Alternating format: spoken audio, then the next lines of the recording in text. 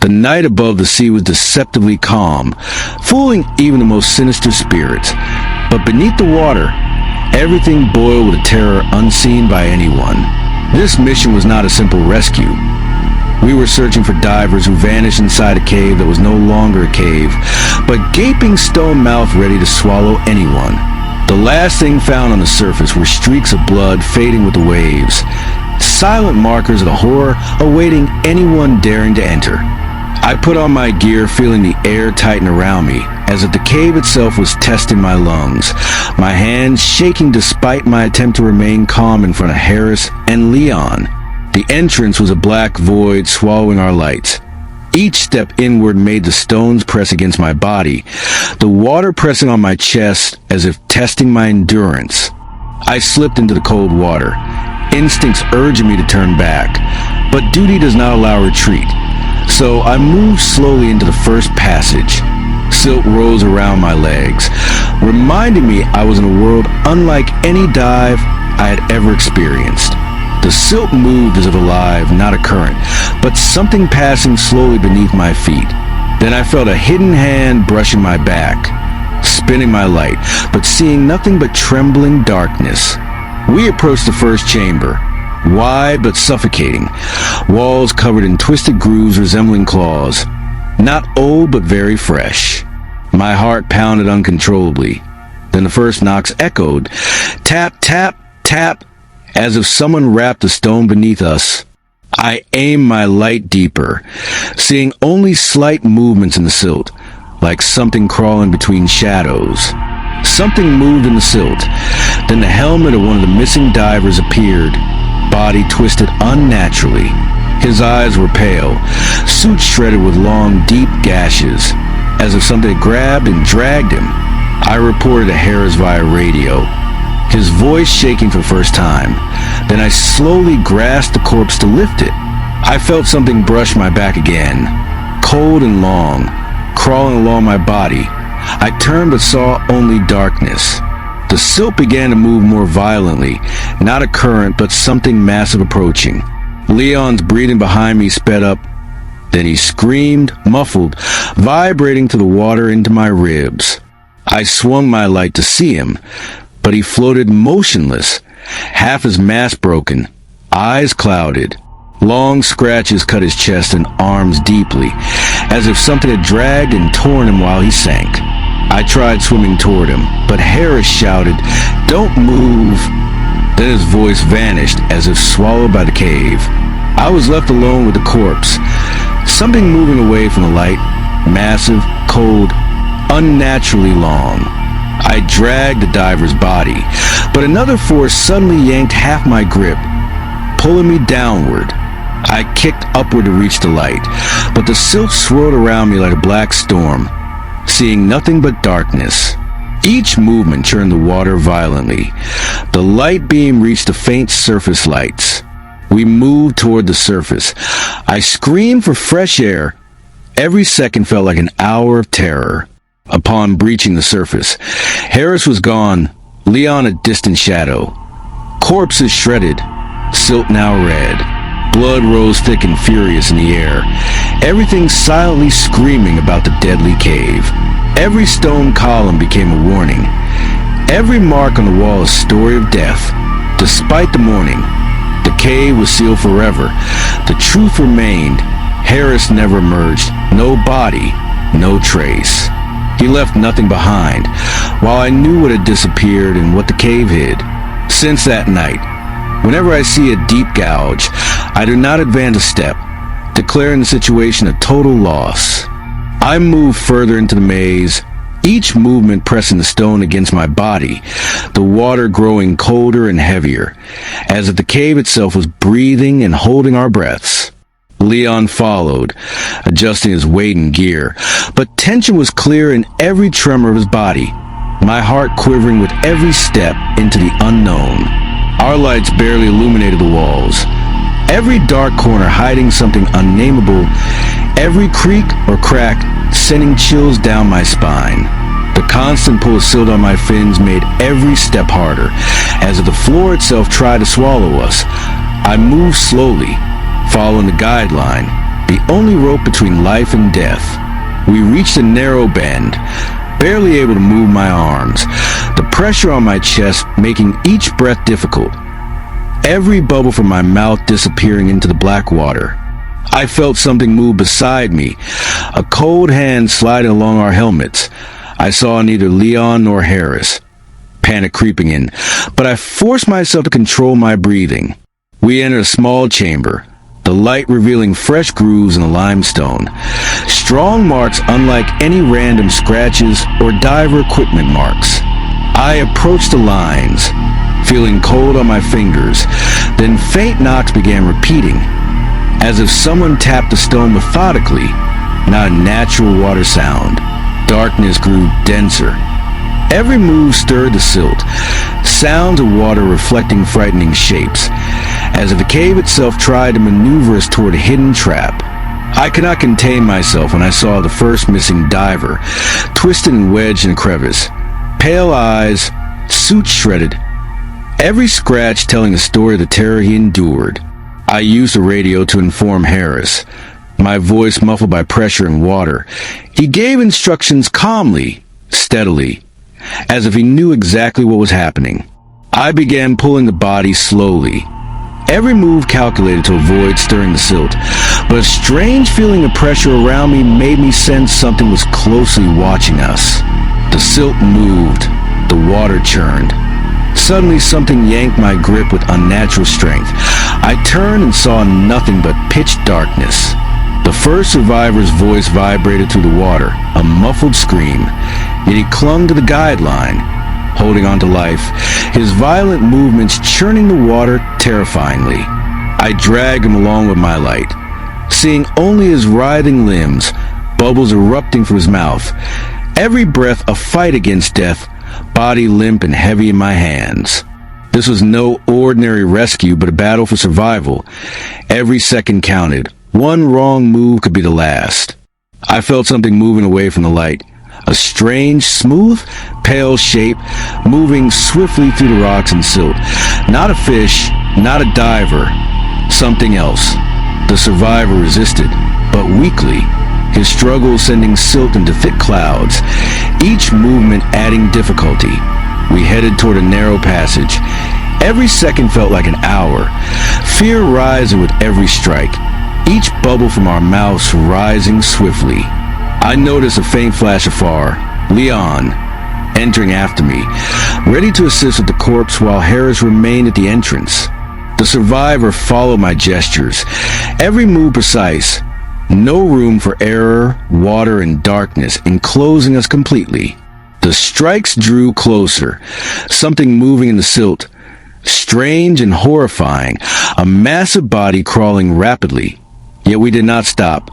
The guideline was our lifeline. I slowly dragged the survivor, every move calculated, minimizing pressure, each second bringing us closer to safety at the surface. Sounds and knocks persisted, yet we no longer feared, all focus on the survivor. Every breath controlled, every move deliberate, like parts of a precise machine. We reached a larger chamber, the light from our lamps revealing new passages. Everything seemed worse, but hope of the surface drove us. Blood began to appear in the silt, not thick yet, but an indicator the terror leapt by the cave, a reminder that death is always near. We moved slowly, hands gripping the rope, survivor a dead weight dragging us down, but there was no stopping, no retreat. Each movement increased pressure on my body, fingers clenched on the guideline, every bubble echoing in my helmet like a death echo. Then a fleeting moment, the light glimpsed something moving swiftly, a pale body sliding along the wall, disappearing before our minds could name it. Panic seeping in. The survivor screamed, each bubble a muffled cry, struggling yet limp and heavy, every muscle trembling, each motion weak. I felt a momentary relief seeing a flash of Leon's mask. He entered after me, ready to support, while Harris watched from afar. The survivor's dead weight became a heavy burden, yet hope kept us moving. Every second counted, every step calculated. The silt swirled like a beast, something massive crawling around us, but we pressed forward, clinging to life, following the guideline that seemed the only thread connecting us to survival. We reached the last column of light, natural daylight. Everything seemed possible, but the terror had not left us. Blood began rising in the water, debris and destruction behind us, a reminder that the cave is a deadly trap. Every move must be careful. Until the last moment, Harris did not appear, had not arrived, yet we knew the cave held its secrets, and any misstep could be the last. I reached the deepest, darkest part of the cave, the water black as night, the pressure on my body increasing with every step, as if the stones themselves were trying to crush me. The survivor was behind me, body heavy, limp, every muscle exhausted, every movement dangerous, but there was no stopping, no turning back. This was not just diving, but a journey into hell beneath the earth. Every moment filled with terror and fear of the unknown surrounding us. I felt something brush my shoulders suddenly. Not Leon, not Harris, a cold hand playing with us, disappearing into darkness before I could see it. The guideline ahead seemed the only rope between life and death. Every second of delay or error could be the last. We entered a larger chamber, water churning in every corner, each bubble bursting like a muffled scream from an underground hell. I saw fresh marks on the walls, repeated gouges, as if something was dragging divers and leaving clear signs of terror. The survivor trembled, struggling, every move stirring the silt, each step extremely difficult. No natural currents. Every movement in the water shifted oddly, as if something alive was watching us, controlling the environment. Faint knocking echoed from below. Regular steps. Deep resonance filling the chamber. I felt something larger moving beneath us. Blood began mixing with the water. A clear warning that danger was very close. Everything around us alive and breathing with us. Not just a rescue, but a direct confrontation with death and darkness. Every second counted, every breath measured, every move calculated. I felt movement behind me. Turned quickly, saw only darkness, a pale figure sliding swiftly between the rocks, faster than any diver. The survivor emitted muffled screams, bubbles rising from his mouth, body limp yet still resisting. Every moment a fight for survival. I carried the body slowly, each step calculated to avoid stirring the silt, each movement increasing the pressure around us. This was no ordinary dive, but battle for survival. Every second a difference between life and death. Each wrong move possibly fatal. A faint flash caught my eye. Leon, entering after me, ready to pull the corpse, while Harris stayed at the entrance watching. The guideline was our lifeline. Every move calculated, every breath controlled, each step precise.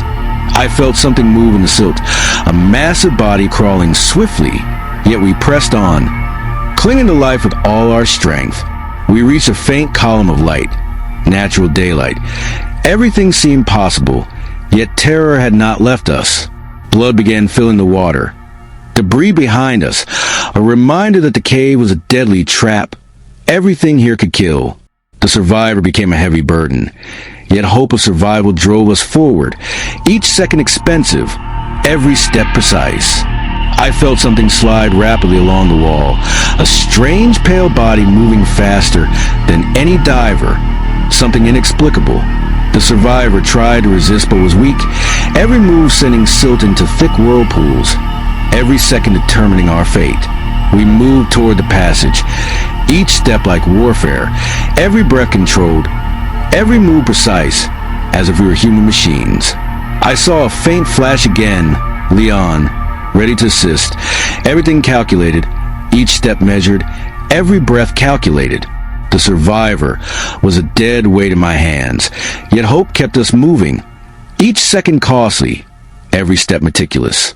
The silt moved like a beast, something massive crawling around us, yet we pressed on, clinging to life, the guideline our only connection to the outside.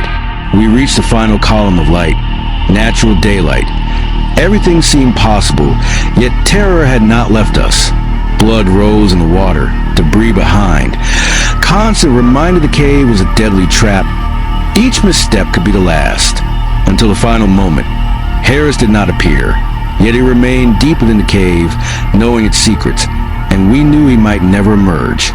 We finally emerged from the depths of the cave, a mixture of relief and terror. Every step toward the surface was tense. Every sound above seemed to test us. The blood still suspended in the water, the survivor in my hands, heavy, limp. Every breath reminded me of the danger we had passed. The surface was close, but the darkness still pressed, every move calculated, every step precise. No room for error. We reached the final column of light, daylight slowly piercing the water, each ray like a new life after hours of surrounding death. This was not just a rescue mission, but a fight for survival. Every second a test of endurance, of fear, of terror, every lost breath. I saw Leon at the entrance, his body covered in deep scratches, mask half stained with water, but he was alive, signaling the path was relatively safe. The survivor in my hands. Every step toward the light felt like survival. Painful yet real, every breath precious, every move life or death. Everything behind us was full of blood and silt. The sounds, the echoes, all reminding us of what we face inside. We reached the edge, pressed the last rope, relief mixed with fear, knowing any mistake could be the end. I held the survivor tightly. Each step toward fresh air felt like a dream. Every breath a sign of life after hours of underground terror. The water began to recede around us, silt and blood dispersing. Everything returned to surface calm. Yet the images lingered in my mind. I saw something move in the darkness again, massive, fast, but it retreated inward as if observing us, letting us exit relatively unharmed. We finally reached the surface, natural air filling our lungs. Everything seemed normal, but it wasn't. Everything had changed after that night. The survivor in my hands, body broken, blood staining everything yet alive, and I knew such missions might never end the same way. No other bodies were on the surface. Harris did not emerge, vanish inside the cave, officially missing unofficially. I know something greater than mere absence. Birds sang in the morning. The sun rose, but the cave, the darkness, the blood, remained engraved in my mind, unerasable. The entrance was secured, markers placed on every column connected to the limestone system, warnings clear, but no one knew the full truth. The rescue mission became part of my life, yet something deep in the cave continues to haunt my memory. Something alive, unforgettable. Every deep gouge, every strange current, every unexplainable knocking in the rocks, all remind me that there's more than just water and stone. The blood and corpses tell the story. The deadly trap, the mysterious creature, the torn survivor. Everything became part of my life. Something I know and cannot forget. Even years later, I see in my dreams of black water, the silt and the last glimmer of light above, everything mingled with terror and survival. The survivor in my hands, Leon at the edge, Harris missing. Everything remains incomplete, all reminding me of the unknown hidden inside the cave. The surface ahead, but the images behind, everything real, everything terrifying, everything teaching that there are limits never to be crossed. The blood remains in my memory, every movement, every sound, all engraved in my mind. The cave never let us go and never will. This story is not just a rescue mission. It is a lesson in terror, in life and death, in fear leaving a lasting mark. Even after survival, I know the cave still exists, breathing, watching, hiding, and anyone approaching faces her fate alone. The survivor escaped, but the cave did not reveal its secrets. Everything behind remains mysterious, waiting for new divers to test their fate. Blood, silt, rocks. Everything in this place tells an unforgettable story. A story of terror, survival, and the unknown, all intertwined beyond explanation. Not just corpses, not just blood, but something alive inside the cave, knowing everyone who approaches, testing patience and fear.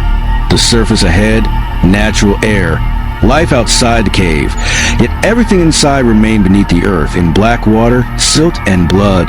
The survivor in my hands, every step toward safety, every breath toward freedom, yet inner terror does not easily fade. Something remained with us forever. We reached the surface, sun shining, birds singing, air clean, but the cave, darkness, and blood will never be forgotten.